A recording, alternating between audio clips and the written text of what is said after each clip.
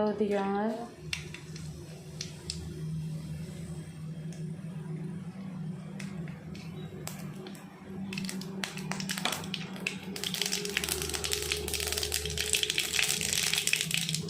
கடுகு இப்படி பொரிஞ்சு வந்ததும் கருவேப்பிலை போட்டுக்கோங்க. பெருங்காய பொடி லைட்டாக போட்டுக்கோங்க.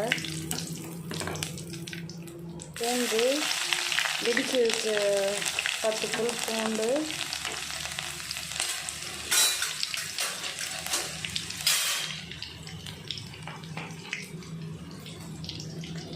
அது கூட வெங்காயம், பச்சை மிளகாய், கருவேப்பிலை,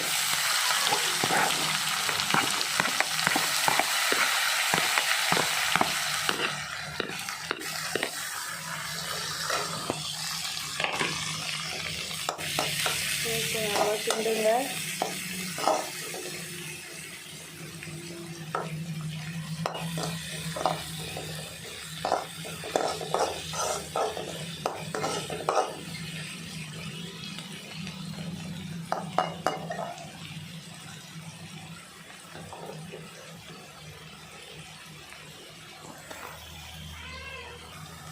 வெங்காயம் இந்த மாதிரி பொன்னிறமாக வந்ததுக்கப்புறம் தக்காளி போட்டுக்கோங்க. தேவையான அளவு நம்ம எவ்வளோ செய்ய போகிறோமோ அதுக்கேற்ற மாதிரி வெங்காயம் தக்காளி எல்லாம் கட் பண்ணி போட்டுக்கலாம். அதை கொஞ்சம் நல்லா வதக்கணும். ஒரு 5 மினிட்ஸ் நல்லா 5 மினிட்ஸ் வதங்கட்டும். மட்டும் இல்லை, தக்காளி அது கூட 1 ஸ்பூன் சால்ட்டு, அதுக்கு தேவையான அளவுக்கு சால்ட்டு போட்டுக்கோங்க.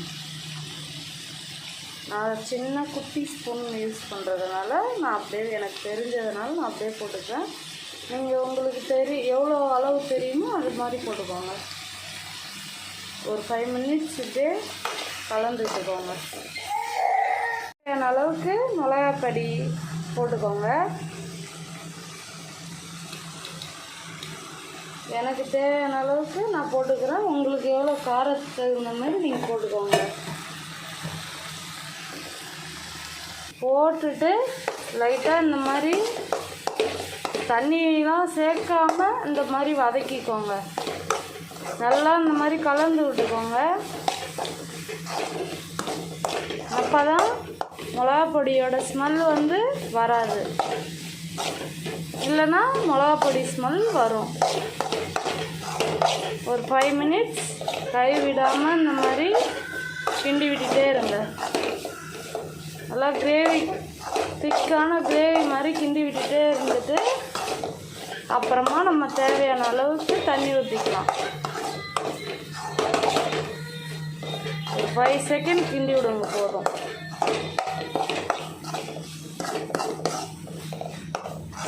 கிண்டி விட்டுட்டோம். இப்போ தேவையான அளவுக்கு தண்ணி சேர்த்துக்கலாம். சொன்னால இப்போ தேவையான அளவுக்கு தண்ணி சேர்த்துக்கோங்க.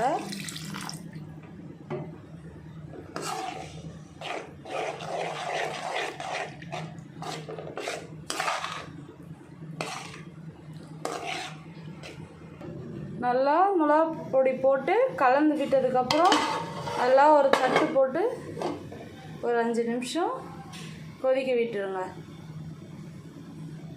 பார்க்கலாம். 5 நிமிஷம் விட்டு மூட சொன்னால தட்டை அது எப்படி இருக்குன்னு பார்க்கலாம். இங்கே பாருங்கள், 5 நிமிஷம் வேக வச்சதில் கிரேவி மாதிரி ஆயிடுச்சு.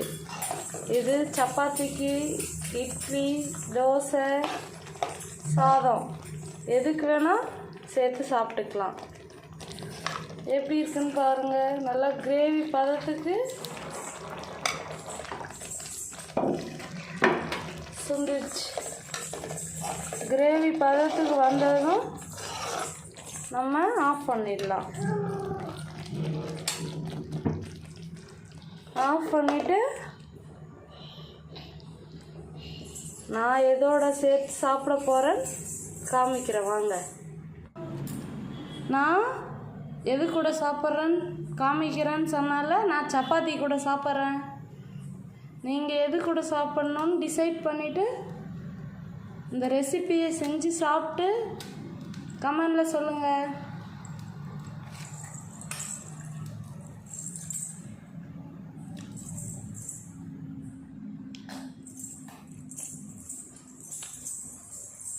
சப்பாத்தி கூட தக்காளி தொக்கு வேறு லெவல் டேஸ்ட்டாக இருக்குது.